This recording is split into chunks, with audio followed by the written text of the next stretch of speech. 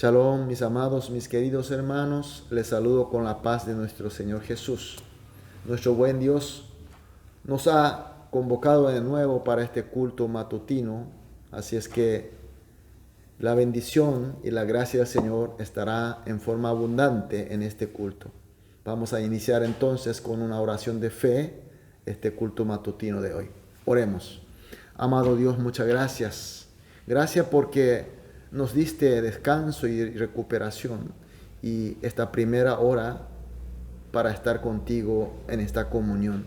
Señor, queremos que este culto sea realmente un encuentro real y total contigo, para que la comunión y la convivencia sea real y donde podamos recibir tus gracias, escuchar tu voz, sentir tus manos, recibir tu sabiduría y tu poder.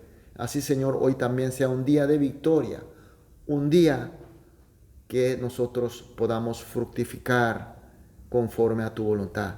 Dejamos este culto en tus manos y oramos en el nombre de Jesús. Amén.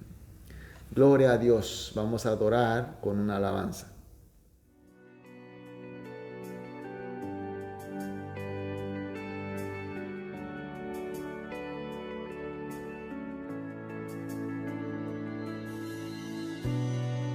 La sangre de Jesús me redimió, me perdonó y libertad me dio. Tu majestad está dentro de mí, por siempre creo en ti, por siempre creo en ti. Me inundas con justicia y gracia cautivó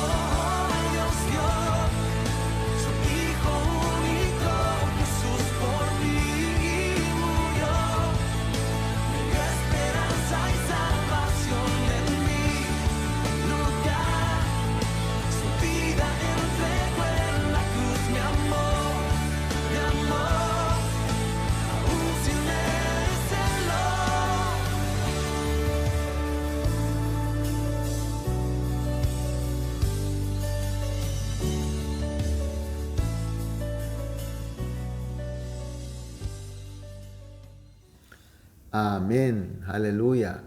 Gloria a Dios. Vamos a leer la palabra de Dios.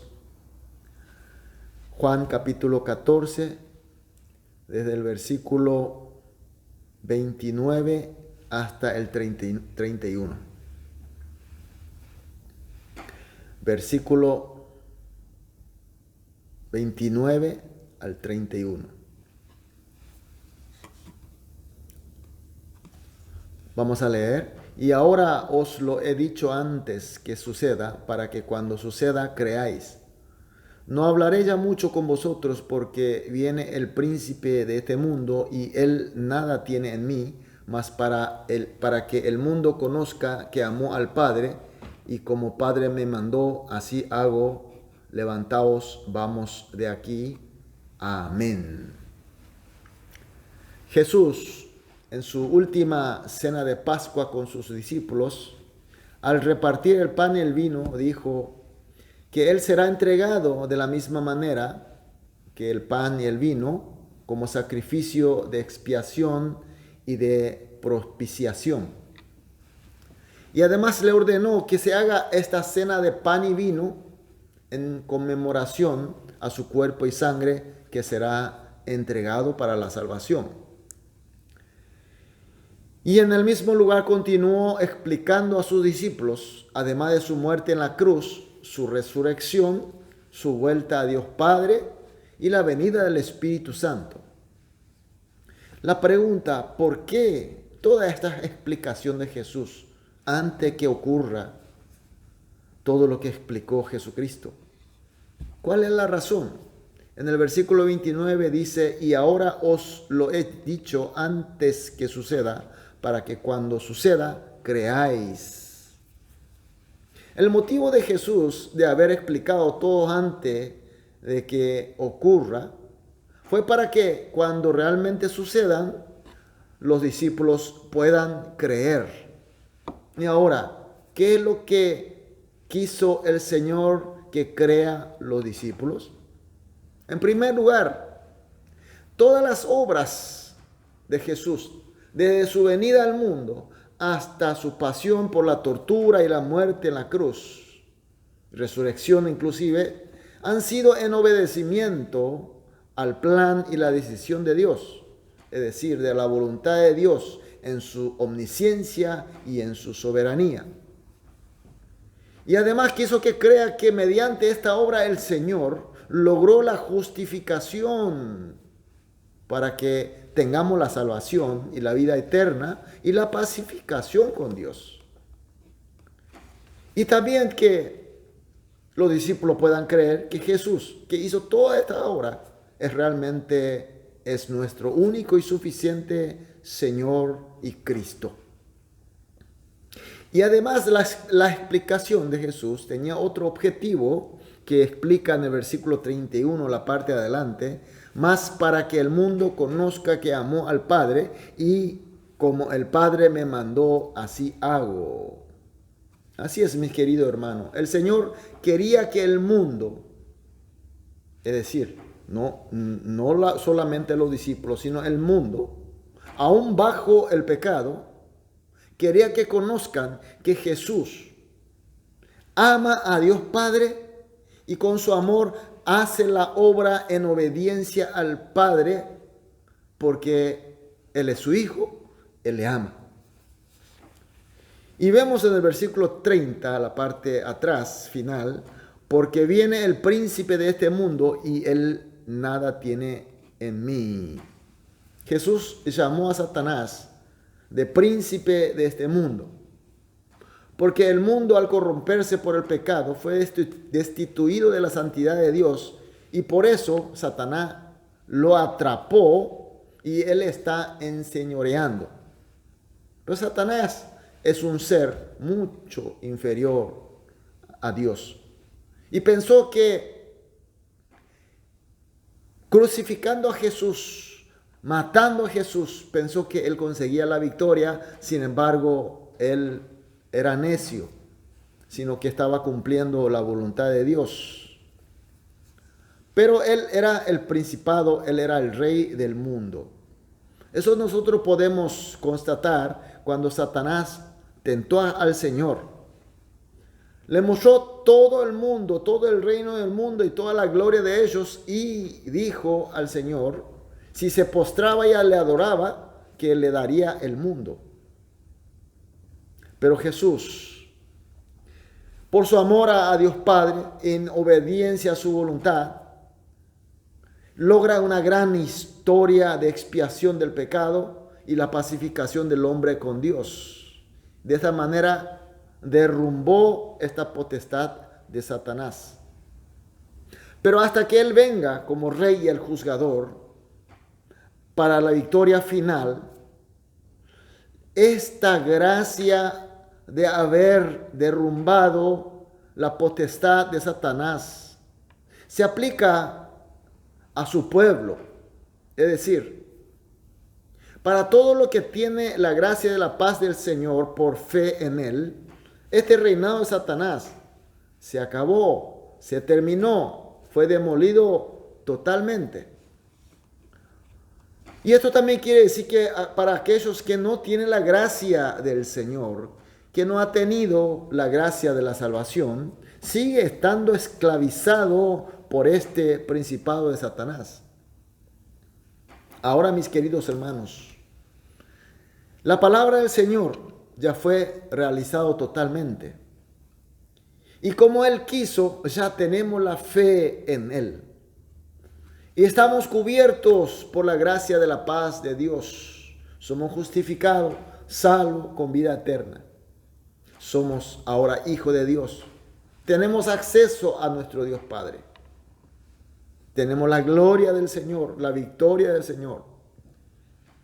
Pero recordemos, aún así, somos tentados por la gloria de este mundo que ofrece Satanás. Aunque Él ya no tiene poder sobre nosotros, nos viene y nos tienta. Justamente nos tienta porque ya no tiene más el poder de obligarnos. Entonces, mis queridos hermanos, cuando viene la tentación de la gloria del mundo, esta potestad de Satanás, ¿cómo respondemos? ¿Cómo respondemos? Seamos un poco sinceros cada uno con nosotros mismos. Muchas veces somos tambaleados. Y también muchas veces los que están aún bajo el principado de Satanás, lastimosamente, muchos están aún bajo el poder de Satanás, nos invitan, nos fuerzan a que estemos también en su camino.